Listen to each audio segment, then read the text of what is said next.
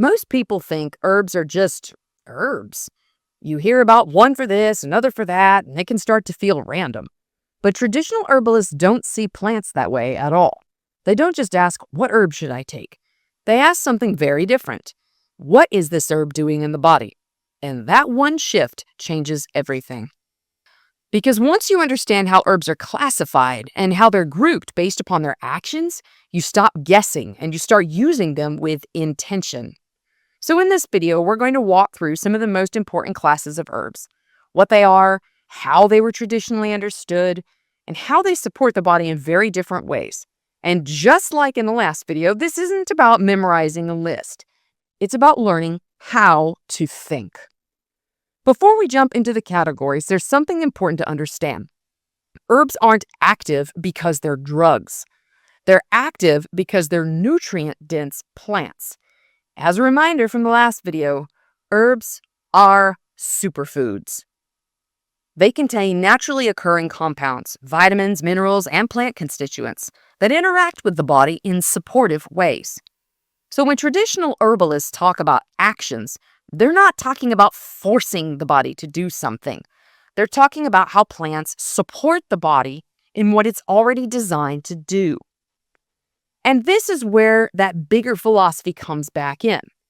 This is what traditional herbalism has always been about, working with the body, not against it. Now let's break down some of the most important categories. The first category is known as alteratives. Now this is a term that a lot of people aren't familiar with, but once you understand it, it is incredibly practical. Alterative herbs were traditionally used to support the body's natural detoxification processes, not by forcing anything, but by nourishing the tissues involved in elimination. Things like the skin, the lymphatic system, the liver, and the kidneys. Now here's what's important. From a traditional perspective, the body already knows how to eliminate waste. The question is, does it have what it needs to do that effectively? Alteratives were used to support that process. Common examples of alteratives include red clover, plantain, and garlic. These are plants many people already have access to, growing in their yard or available locally. And they've been valued in traditional practices for their role in supporting the body's natural ability to maintain internal balance. The second herbal category is known as astringent herbs. Now, when most people hear astringent, they think of something harsh or drying, maybe something from a pharmacy shelf. But in traditional herbalism, the concept is much more nuanced. Astringent herbs were valued for their ability to support tissue tone and help maintain proper moisture balance, especially in mucous membranes. Not too dry, not too wet, but balanced. These herbs contain naturally occurring tannins, which contribute to that toning quality. Examples include red raspberry leaf, mullein, and oak bark. And this is a good example of something most people miss. These aren't about forcing dryness. They're about helping the body maintain the right balance. Number 3 is one of the most practical categories, diaphoretic herbs. These are herbs that were traditionally used to support the body's ability to sweat. Now that might not sound significant at first, but sweating is one of the body's natural processes. It plays a role in temperature regulation and elimination through the skin. So instead of suppressing that response, these herbs were used to support it. Common examples include chamomile, catnip, thyme, and yarrow. And this is where it gets interesting. Depending on how they're used, diaphoretics were traditionally associated with supporting a healthy sweat response or helping the body cool itself naturally. Again, not forcing, but supporting what the body is already doing. Number 4. Now this category is actually 2 actions that often work together: expectorants and demulcents. Expectorants were traditionally used to support the body's ability to clear mucus. In simple terms, helping the body move things out. Demulcents, on the other hand, were valued for their soothing and coating properties, helping the body feel supported during that process. So you have 2 complementary actions, clearing and soothing.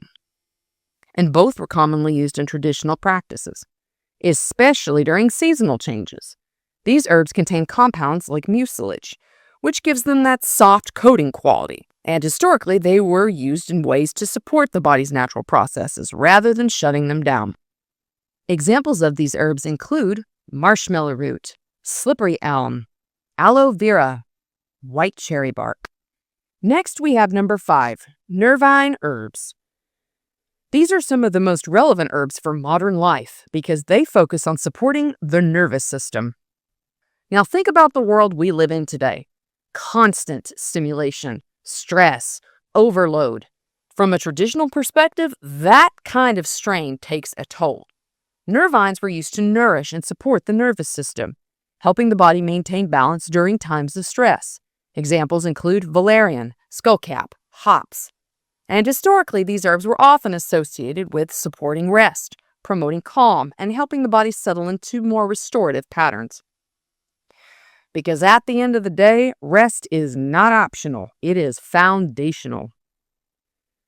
The final category is number 6, stimulant herbs. Now, this one is often misunderstood.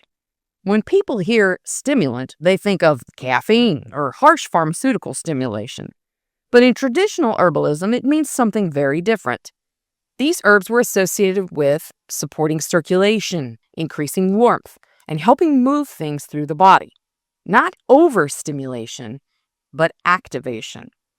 Examples include cayenne, ginger, peppermint, horseradish. If you've ever eaten something spicy and then felt that warmth spread through your body, you have just experienced this category firsthand. Historically, these herbs were often paired with food, especially heavier meals, to support digestion and circulation. Now, when you step back and look at all this, you start to see something important.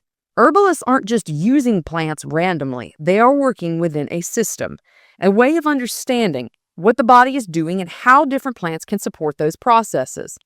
So instead of asking, what herb do I take?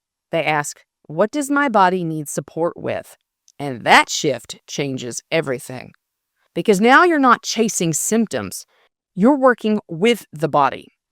You're thinking in terms of balance, support, and long-term resilience.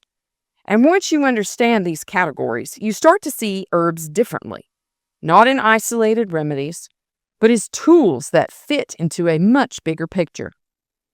Now, if you want to go deeper into this and actually learn how to use these herbs in a practical, real-world way, that's exactly what we're going to continue building on in this channel. And if you're looking to bring some of these herbs into your own routine, and you want high-quality, carefully sourced options, we do make those available on our website at thepatriotnurse.com. If this way of thinking resonates with you, make sure that you're subscribed, because in the next videos, we're going to continue building on this foundation and start making this even more practical. And as always, may the Lord bless you and keep you. For now, it's Patriot Nurse signing off, and I'll see y'all later.